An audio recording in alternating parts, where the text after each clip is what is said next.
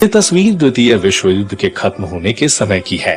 Holocaust के दौरान यहूदियों के साथ जिस भयानक तरीके से व्यवहार किया गया था, उसे देखते हुए हिटलर की उनके लिए नफरत वास्तव में चरम पर रही होगी और जाहिर तौर पर उनकी इस धारणा का समर्थन करने वाले पर्याप्त जर्मन थे कि यहूदियों को मिटाने की जरूरत है। लेकिन यह सब किस वजह से हुआ? यहूदियों के प्रति एडोल्फ हिटलर की नफरत के स्रोत के बारे में सोचे बिना इस नरसंहार पर विचार नहीं किया जा सकता है। हालांकि उनका अधिकांश राजनीतिक घोषणा पत्र मीन काम्फ उस घृणा को समझाने के लिए समर्पित था, जिसे एक उत्साही जर्मन राष्ट्र द्वारा स्पष्ट रूप से साझा किया गया था। यूरोप के यहूदियों के खिलाफ की गई कार्रवाई प्रकृति और पैमाने दोनों में इतनी राक्षसी थी कि यह अपरिहार्य था कि शोधकर्ता करेंगे अधिक व्यक्तिगत स्पष्टीकरण की तलाश करें। क्विकी में आपका स्वागत है। आइए जानते हैं कैसे एडोल्फ हिटलर यहूदियों से नफरत क्यों करता था और यहूदी नरसंहार के पीछे का कारण और रहस्य क्या है। नंबर 1, अवैध पिता। हिटलर के सत्ता में आने से पहले ही ऐसी अफवाहें थीं कि वह यहूदी वंश का था, व्यक्तिगत इतिहास का एक विवरण जो उसके लिए अत्यधिक हानिकारक, यहाँ तक कि अपमानजनक भी होगा और जिसे वह समाप्त करने के लिए काफी हद तक चला गया। इस तथ्य से व्युत्पन्न विचार एक रहस्य नहीं कि उनके पिता एलोइस हिटलर नाजायज थे। हालांकि हिटलर की दादी मारिया किकलग्रुबर ने अंततः जोहान जॉर्ज हिटलर से शादी की और अपना उपनाम लिया।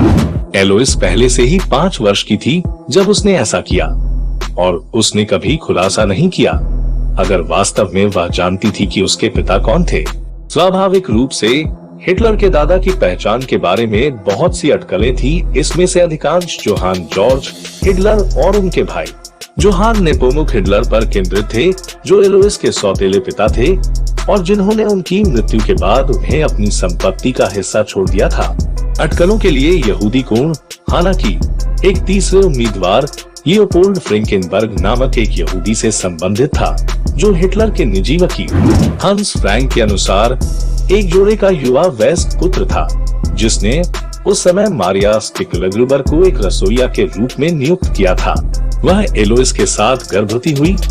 नूरनबर्ग ट्रायल्स में हैंस फ्रैंक द्वारा दी गई गवाही के अनुसार 1945-46 में उन्होंने खुद हिटलर से 1930 में इस यहूदी वंश के बारे में सुना था। फिर भी इस दावे का समर्थन करने के लिए कोई सबूत नहीं मिला है और न ही कोई सबूत है कि लियोपोल्ड फ्रैंकेनबर्गर भी अस्तित्व में था। किसी भी घटना में किसी के परिवार के पेड़ में एक शर्मनाक पूर्वज होने के बीच उस पूर्वज के जातीय समूह के रोग संबंधी घृणा रखने के बीच का संबंध स्पष्ट नहीं है। नंबर 2, यहूदी चिकित्सक एडवर्ड बलोच। एक अन्य प्रसिद्ध सिद्धांत यहूदी चिकित्सक एडवर्ड बलोच से संबंधित है, जिन्होंने 1907 में 47 वर्ष की आयु में स्तन कैंसर से उनकी मृत्यु से पहले हिटलर की प्यारी मां क्लारा हिटलर की देखभाल की थी। जब तक क्लारा की स्थिति का निदान किया गया था, यह लाइलाज था, लेकिन चिकित्सक बलोच ने अपने बेटे के आग्रह पर आयोडोफॉर्म नामक अर्ध प्रयोगात्मक दवा से 1 महीने से अधिक समय तक उसका इलाज किया। दवा ने उसे कष्टदायी दर्द दिया, लेकिन उसके जीवन का विस्तार नहीं किया। निश्चित रूप से सचेत स्तर पर हिटलर ने बलोच को अपनी मां की पीड़ा के लिए जिम्मेदार नहीं ठहराया। उनकी मृत्यु के बाद उन्होंने वास्तव में डॉ बलोच को उनकी समर्पित देखभाल के लिए धन्यवाद देते हुए लिखा। 3 दशक बाद 1938 में जब बलोच ने चांसलर को पत्र लिखकर मदद मांगी, तो 3 दशक बाद हिटलर ने यहूदियों के खिलाफ किए जा रहे कठोर उपायों से बचने की व्यवस्था की, जब तक कि वह संयुक्त राज्य में प्रवास करने की व्यवस्था नहीं कर सके, जहां उन्होंने 1945 में मृत्यु हो गई। नंबर 3, हिटलर को यहूदी विरोधी जर्मन राष्ट्रवाद और यहूदी विरोधी से परिचित कराया गया। हिटलर की यहूदियों के प्रति घृणा का मूल स्पष्ट नहीं है। मीन काम्फ में उन्होंने एक लंबे व्यक्तिगत संघर्ष के परिणाम के रूप में अपने विकास को एक यहूदी विरोधी के रूप में वर्णित किया।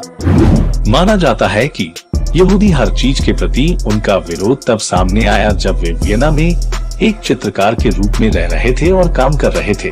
अधिकांश इतिहासकारों का मानना है कि हिटलर इस स्पष्टीकरण के साथ पीछे से आया था। उन्होंने इसका इस्तेमाल उन लोगों को आश्वस्त करने के लिए किया होगा जो अभी तक उनके विचारों से आश्वस्त नहीं थे कि वे अंत प्रकाश देखेंगे। एक तरह से या कोई अन्य, यह स्पष्ट है कि हिटलर कम उम्र में यहूदी विरोधी विचारों के संपर्क में आया था। उस समय उन्होंने उन्हें किस हद तक साझा किया, यह निश्चित नहीं है।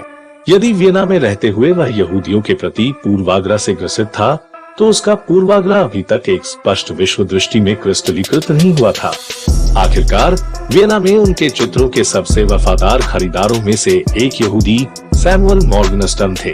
हम यह जानते हैं कि ऑस्ट्रिया के दो राजनेताओं ने हिटलर की सोच को बहुत प्रभावित किया। पहला, जॉर्ज रिटर वॉन शॉनर एक जर्मन राष्ट्रवादी था। उनका मानना था कि ऑस्ट्रिया हंगरी के जर्मन भाषी क्षेत्रों को जर्मन साम्राज्य में जोड़ा जाना चाहिए। उन्होंने ये भी महसूस किया कि यहूदी कभी भी पूरी तरह से जर्मन नागरिक नहीं हो सकते। दूसरे, विनीज मेयर कार्ल लुएगर से हिटलर ने सीखा कि कैसे यहूदी विरोधी और सामाजिक सुधार सफल हो सकते हैं। मीन काम्फ में हिटलर ने लुएगर को सबक वह समय का सबसे महान जर्मन मेयर के रूप में प्रशंसा की। जब 1933 वर्ष में हिटलर सत्ता में आया, तो उसने इसी तरह के विचारों को व्यवहार में लाया। नंबर 4, हिटलर के यहूदी विरोधीवाद का कट्टरवाद और विस्तार। क्रांति और हिंसा की पृष्ठभूमि में हिटलर का यहूदी विरोधीवाद तेजी से कट्टरपंथी होता जा रहा था।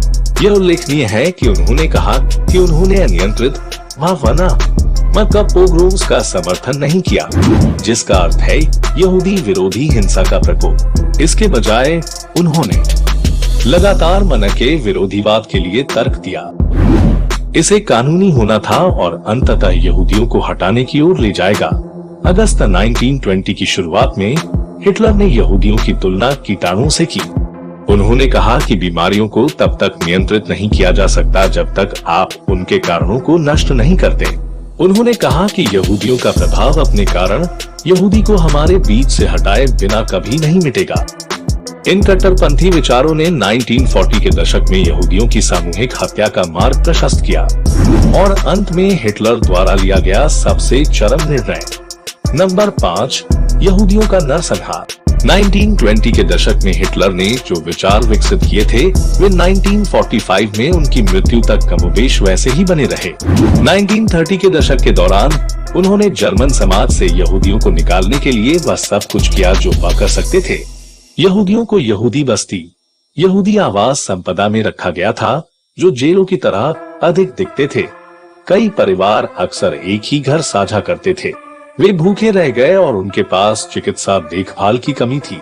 यहूदियों को बिना अनुमति के यहूदी बस्ती छोड़ने की अनुमति नहीं थी और उन्हें कभी कभी जबरन श्रम करना पड़ता था। युद्ध शुरू होने के बाद नाजियों ने सामूहिक हत्या का सहारा लिया। प्रलय के दौरान लगभग 6 मिलियन यहूदियों की हत्या कर दी गई थी। इस वीडियो को देखने के लिए धन्यवाद। लाइक करें, कमेंट जरूर करें, सब्सक्राइब करें और अगर आपको ये वीडियो मददगार लगे तो कृपया इस वीडियो को शेयर करें। मिलते हैं अगले वीडियो में।